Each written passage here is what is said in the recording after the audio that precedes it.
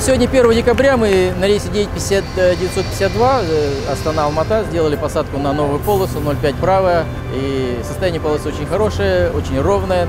Введение в строй этой полосы позволит увеличить пропускную способность. Аэропорту и точное расстояние это будет удобно, потому что статистика этого лета показала, количество керосина, загружаемого на борту, гораздо больше, чем в предыдущие годы. Долгое ожидание на вылет, ожидание в воздухе на прилет, все это, конечно, сказывалось, и поэтому нам сейчас это очень важно, что две полосы будут работать, и, естественно, регулярность полета значительно повысится.